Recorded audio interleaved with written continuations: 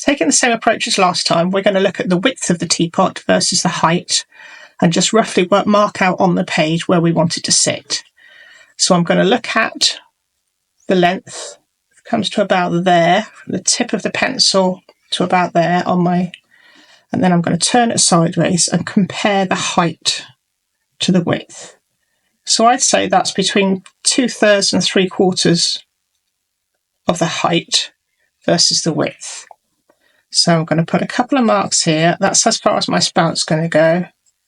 That's as far as my handle's going to go, ish. This is only a very approximate. I'm going to put a mark up here, and then looking at that width there, about 3/4 of that is going to be roughly to about here-ish, or maybe a little lower. Probably that one there, I think. My teapot's going to sit more or less within that perimeter. So again, I'm using a 6H pencil, nice and hard, and I'm going to be looking at this and thinking, right, looking at my picture, where is the handle on the lid? So again, looking at the width of it, going from the very tip here to the tip there, where is the lid in that dimension? It's more or less halfway across. So where I've drawn that mark there is probably about right in terms of where that lid's going to be. So I'm very likely just tickling that in there just as a marker for a minute. I'm not going to go any further because I need to put a few more markers in before I do any more. The next thing I'm going to do is look at the height of my spout in relation to the overall height of the teapot. So the overall height is that from the base to the top. I come across here, right, the tip of that spout is about 2/3 of the way up the overall height. So it's about, if I'm looking at this to this here, it's going to be about there. And similarly on this side, I'm going to look at the height of the handle. So again, taking the height of the overall thing, bring it across. How high up does that go? Probably about the same, maybe a smidge higher. If I go like this, keeping my pencil parallel, yeah, I can see that the top of the handle is a little bit higher than the actual spout. So probably here-ish. So really, I'm just putting down markers at this point. I'm not properly drawing anything at all yet. Now, the other thing I want to do is look at the angle of this spout here. How far down does that come into the overall width? So again, the overall width of my teapot is there. If I bring that down, it kind of rounds out about 3/4 of the way across. So if I take the width of this, about 3/4 of the way across is there-ish. That's kind of where the bottom of the spout is. That's where the top of the spout is. So I can actually start to draw that in now. I can see it goes in as a curve, comes back out again, and then goes back in again. Now this curve may not be quite right at this point, but I'm just getting an approximation. I think I can already see that it's probably a little bit steeper than that. So I'll just bring it out a little bit more. And then it curves round to the base of the pot. And then similarly, we can look at this side. Now, in order to draw this bit in, we need to know how far across our teapot this bit comes. So we're going to measure again. So you see a lot of this is kind of mathematical, but we're not talking about maths. We're not actually doing calculations here. We're just roughly estimating. So I would say that is more than 3/4 of the way across. So it's about, looking at my overall width here, it's there-ish. Okay. Now, what else do I need to look at this? There's a lot more to this. Although it still looks like a fairly simple object, it is obviously a little bit more complex than the mug was, because the mug was a very basic shape. So what else can I do here? I can look at the width of this. So that's coming up to like about there. I can look at the angle here. This pot is not, it's not straight across, it's going up, only at quite a shallow angle. So there's a kind of shape like that. And then I can bring that down to here. And then from there we can see that comes in, but this bit, there's a distance between here and here. So it doesn't come up here, it comes up here. So I can roughly put that in. And this was where I measured it to be on that other side. So just checking that those two are parallel as they are on the photograph. I don't want one to be up here and one to be down there. So they're about right. So that's kind of the bottom of that rim. Notice there's no hard edge here, so I'm sketching it in extremely lightly because I want that to pretty much disappear in a minute. And I'm bringing this up just to form those little corners there. And then there's a line across here which is about that wide. So I'm constantly looking, comparing all the time back and forth between the two. Now at this point I'm going to stop and think, I can see that this lid, the handle on the lid, is in the middle of this section. So I'm stopping and looking and thinking, is that handle still in the middle? It's not. I actually need to nudge it slightly that way to make it line up central. If I were to put a centre mark on here, which can be a good thing to do if you're not sure, just put some very, very light marks in. I can see even then it needs to go a little bit more the other way, so that that centre line goes through the centre of the handle. And then I'm looking at this thinking, try and get it the same kind of shape. So I'm rounding off a little bit more, estimate the depth, and then I can bring this bit down here and this bit down here, noting that these are not straight lines. There is a slight curve there. Similarly on that side. Now, do you remember what I said about how it's hard to draw a U shape, which is what my hand's trying to do there? I need to turn the page and let my hand be my compass. And all of a sudden, that's a much nicer curve. So I'm happy with that. My only concern at the moment is that I don't run out of space to put the handle on here. We might bring this in a little bit. Looking at this, I think this needs to curve in a bit. It needs to come in there. So at this point, I'm going to use my rubber, otherwise I'm going to get confused as to which lines I'm trying to follow. Okay, so we've got to put this curve in here on the back of the pot. Now, you can just guess, but what I like to do is look at the shape and think, right, how much of this is straight? And coming down to here-ish, almost to where it meets that bit of the handle, it is quite straight. So, and I look at the angle, I think if that was 90 degrees, roughly what is that angle there? So it's about that. So I'll bring it down like that for a minute. And this bit is a very slight curve all the way across the bottom. And again, I'm going to turn my page because it's easier to get a curve by letting my hand twist like a compass. Bring it back again.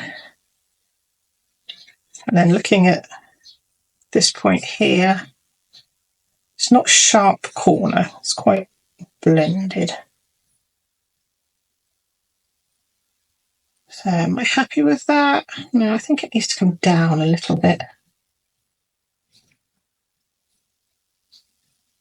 So say, even with 50 years of drawing experience, you will not get the lines straight and correct on the first go. This is why artists use this sketchy effect. I'm just going to get rid of some of those lines I didn't want. Now at this point, before I worry about putting the handle on, I'm going to sit back and look at what I've got so far and think, is it looking about right? And it's not. What's not looking right? The lid is too big. Does this bit look okay? Let's draw in that join there where the spout has been attached to the pot. Let's just roughly draw that in very, very lightly. Let's say, right, it's kind of there. Does it look about right? It's not far off. I think I could possibly bring this a little bit rounder on the bottom. Turn that upside down so I can do it properly.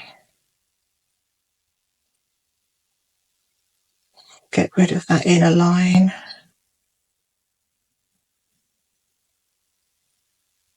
Yeah, so I'm happy with that bottom bit. That's pretty close, but I'm not happy that the lid looks too deep. Do you see this here compared to that there?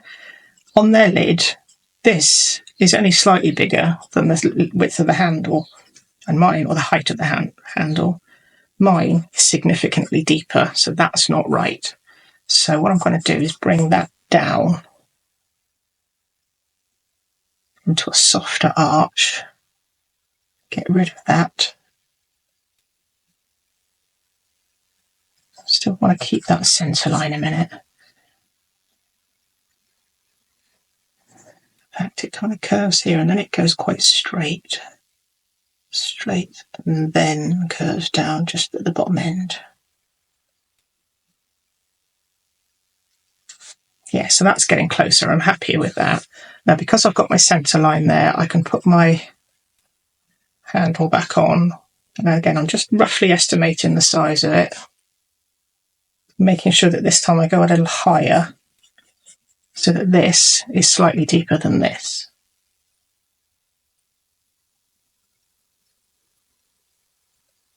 Yeah, and I'm quite happy with that basic shape now. It may not be 100% mathematically accurate. Curve that in a little bit there. But yeah, it's pretty close. So that's good enough for now. And then we get to the handle. This is always a slightly more difficult bit because there's more shape and form here that we need to capture. So the first thing I do is I look at where the handle comes out of the top, and it comes out more or less where this bit joins the lid. So it's about there. Just putting marks on now, and then this bit of the handle is just below that curve. It's kind of about there. And then looking at the base of the handle, well, this bit is about that much gap-ish. That's where it joins on. And then round about here, maybe a little higher, is where that joins on. So I'm just going to look at this angle a minute. Remember, if we compared it to an upright, what kind of angle have we got there? So again, if I drew an upright here, we need to bring that in a little closer. I am going to have room for my handle. That's a relief. Would be embarrassing if I didn't.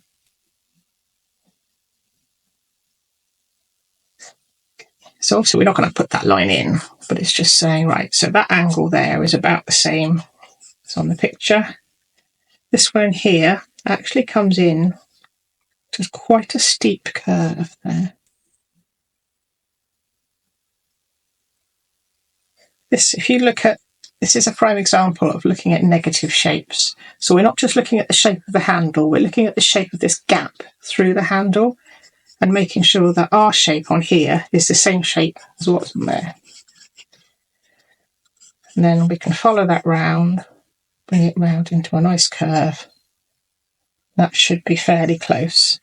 The other thing you've got in this handle, because you're starting to look at the inside of the handle at this point, this bit actually carries on a little bit like that to create where the shadow is going to be in there. Now, is that right? This bit looks too steep on mine. I'm just going to flatten that curve out a little bit there.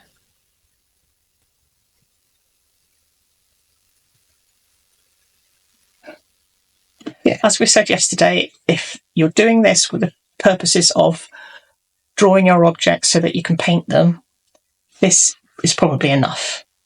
You did this on a canvas, ready to apply your paint on. That's as much detail as you need, because if you go any more fancy with that, brush is going to obliterate it within no time anyway. So, but for the purposes of just the drawing exercise for today, I will go on and put a little bit of shading in it. So the first thing I'm going to do is put in this little inner part of the spout. So the same as we did on the lid, on the top of the mug yesterday, on the rim, we would try to capture the thickness of the ceramic. So put that in there. I'm just going to refine the lines a little. I'm going to grab my pencil eraser because then I can tidy it up a little bit more accurately. Get rid of everything that I don't want.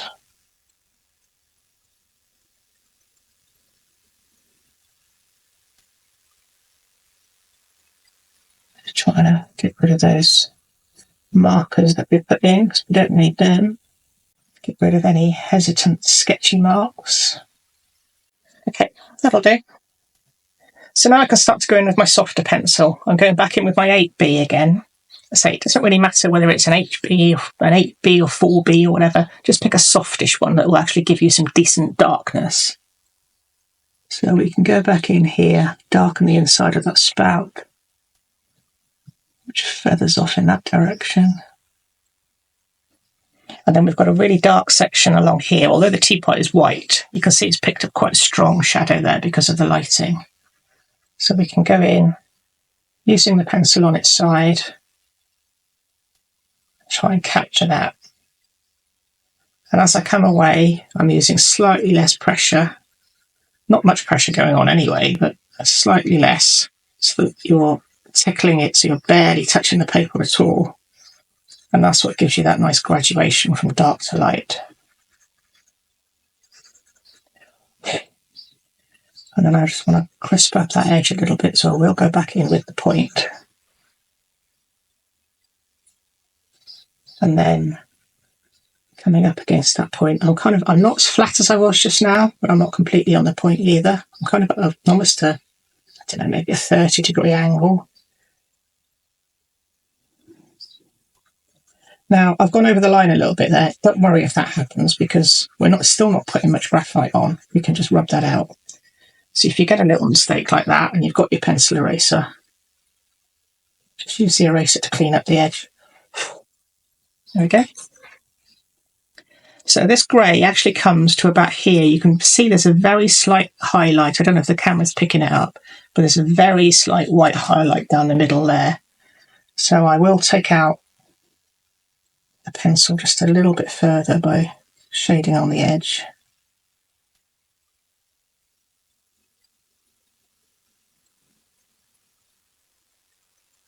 Just take it a little darker in that direction, so we've got a bit more definition.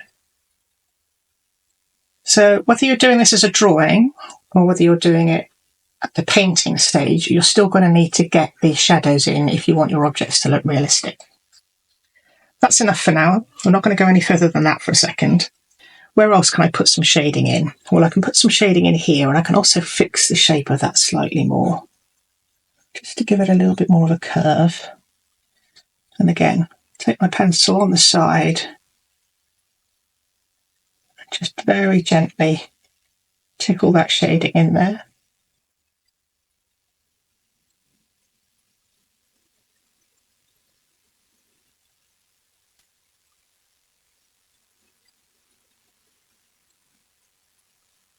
A little bit of shading in that corner of the lid.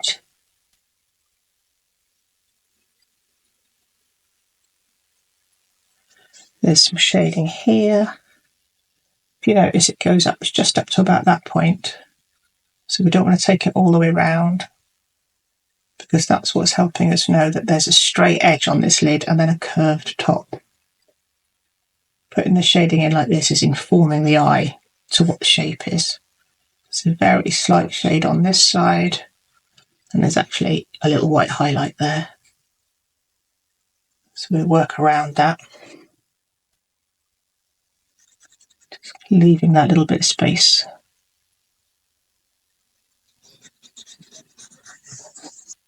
Okay, there's a little bit of grey on this side, not a lot.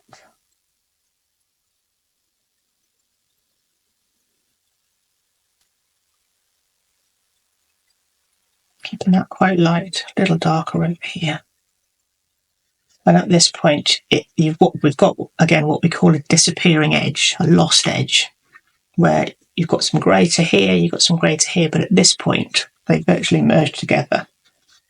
So don't be drawing in hard edges and trying to make everything really clearly defined, because it's not clearly defined on the object. The other thing we've got is a very slight highlight here. So I'm going to take my greys very, very delicately across that whole lid. Now, I know this might look scary, and you might be thinking, that's way too dark. Trust me, if you want it to look realistic, you have to go with what you see in the picture. And I apologise if you can't see that in the picture, but trust me, it is there. Now we've got this darkish band that goes across here. I say dark, it's still quite light. There's a definite shading band that comes across like this. So you can see that most of the shading, I'm not using the tip of the pencil at all, I'm using the side.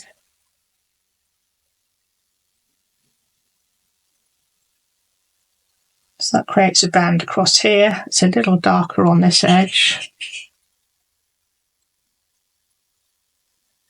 And a little darker there.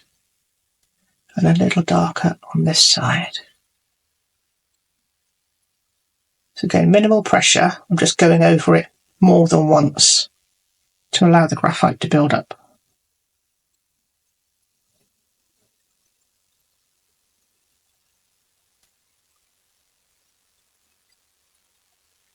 Okay, happy with that.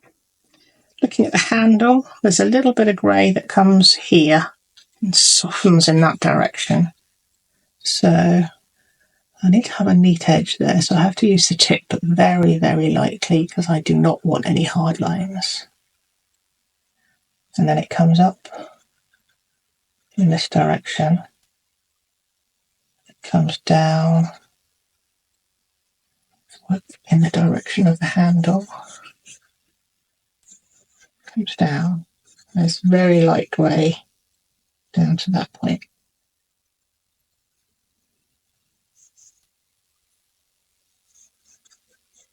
And then we've also got a grey edge here.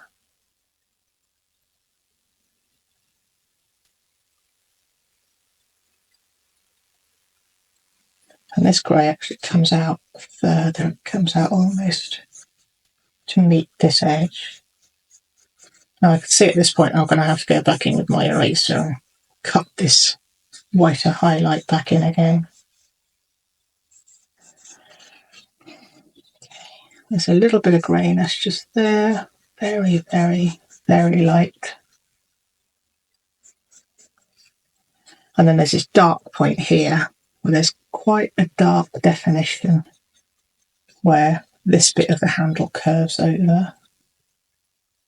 So we can go in with our point there. I'll apply a little bit more pressure. Blend that out.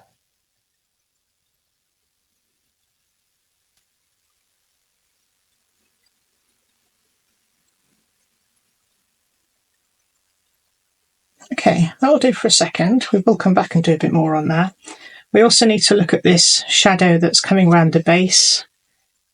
So there's a little bit of grey all the way around that bottom bit there. Now, as I said before, I'm going to turn my page so that I can use my hand as a compass.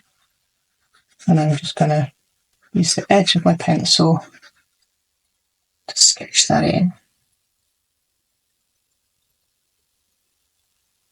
Roughly estimating where it comes to. If you're not sure, you can stop, turn it the right way up, double check. And then if it needs a bit more, you can do a bit more. Just take your time. Don't rush these things. The more you do it, the faster you'll get anyway.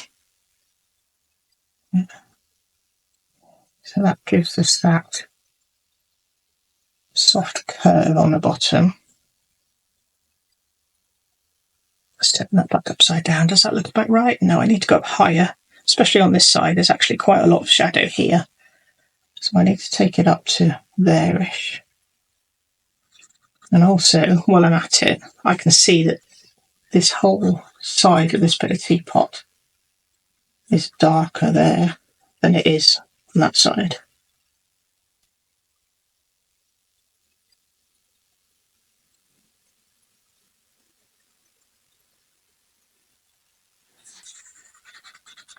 And also there's a highlight that runs down the middle here, so I do need to darken this whole top section slightly as well. Very, very light. Barely touching the paper and let the pencil do the work. So we end up with this straightish highlight that runs down the middle of the spout.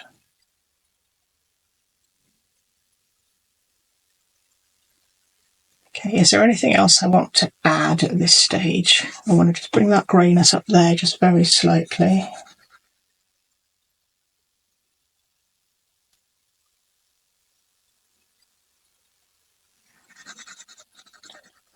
It is very light at that point. Right, the other thing I want to put in is the darker shadows. Now, if we look here, you've got the shadow that's actually being cast on the table, which has this circular shape. Then it gets quite thin, and then it kind of peters out on that edge where it's actually picking up the texture of the table. But if you also look at the pot here, this bottom section of the pot is very, very dark, far darker than I've currently drawn it. This shadow is almost black. So I'm going to look at how far that shadow comes out. Slightly less than the width of the pot. So it comes out to about there. And it's got this semicircle kind of shape, this arch on the end. We've got a hard edge here on the bottom of the pot and the shadow. And then it comes out just a little way. So something like that. So we can actually go in. This is the only point so far that I'm applying any kind of significant pressure, because I want this to be really dark. But you notice I'm still being very neat and very accurate with it. I'm not just, it might look like I'm randomly scribbling, but it's tidy scribbling. Okay, happy with that. Maybe it can just come down a little bit more there. Okay, then I come across, keeping that sharp edge across the base. All I'm worried about at the moment is the actual shadow itself on the table. I'm not looking at the dark bit on the teapot yet, but I will in a second. So bring that across. This goes quite flat here then.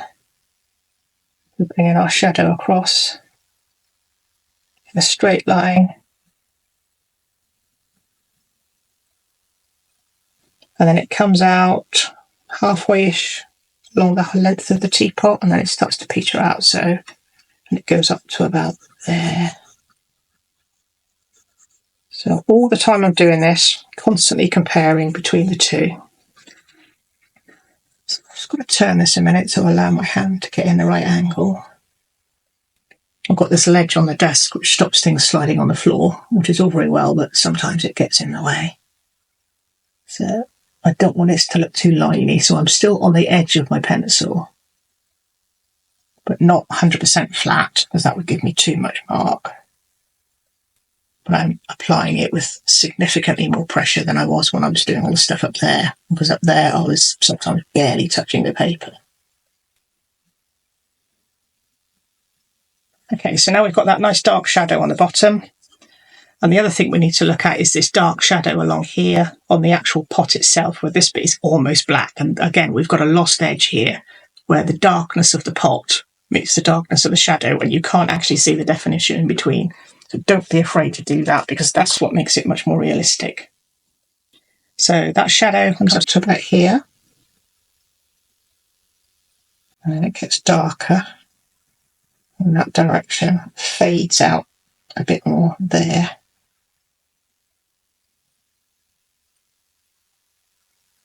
And then how far across did it come? Well, by the time it's back here, it's back to quite a light colour. So really, I'm just putting the darkness from about there backwards to here. And I'm darkening all this together, so actually we lose that edge as much as possible.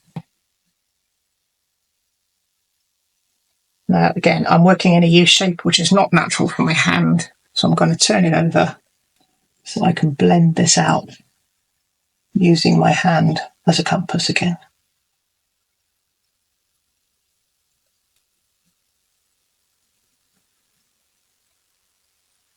Okay, so now look at my values. Is everything about right? This bit can be darker, and I need to define that end of the spout a little bit more cleanly as well. So let's just darken that edge a smidge more. Okay, not much pressure at this point. Not as heavy as down there, obviously not as light as over here.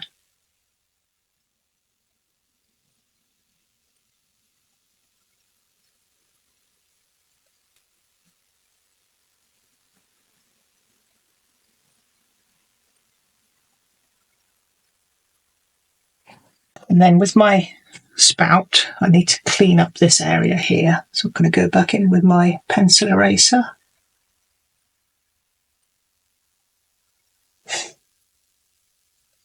Just get this edge nice and tidy.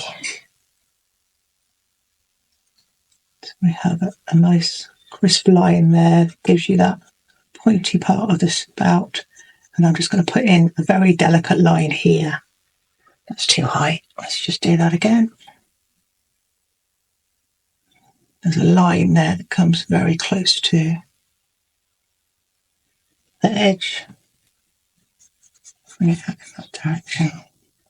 Now, normally, if you were doing this as a drawing that had background in it, then you wouldn't want these lines in there at all. But we have to define it from the background to some degree.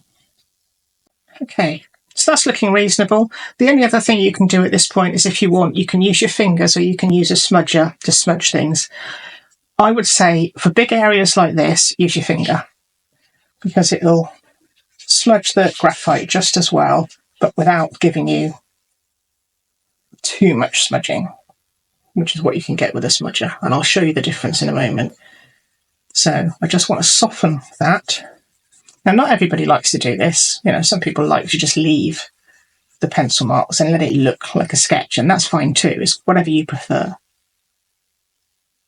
But with something that's very smooth, like this ceramic teapot, I kind of like it to look smooth. So there was times when I wouldn't, and times when I absolutely would not smudge it. Taking my finger all the way across like that to get just that very, very slight hint of grey onto the paper. Now, in the process of doing this, you'll notice I've done some of these little smudges on the outside. We can rub those back out. Same on the handle side, it's all a bit smudgy around there. Now I'm going to show you what happens if we use a proper smudging tool. This is a smudging tool. It's basically a roll of very tightly wound paper. And the idea is that you can use it to blend things, but more accurately than you can with your fingertip.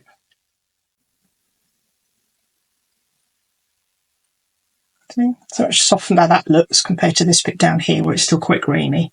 Now I'm using very smooth paper here because this is just printer paper. I just picked up something cheap and cheerful because we're only practicing at this stage. We're not trying to create an amazing work of art. We're just trying to get used to the drawing skills. It's that highlight that runs through the centre there, so we can just make sure that that is cleanly defined. We've got a highlight that runs across the ring here. I'm actually going to use my pencil eraser to do that. So we can cut that out a little bit whiter. And arguably there's something in the centre there.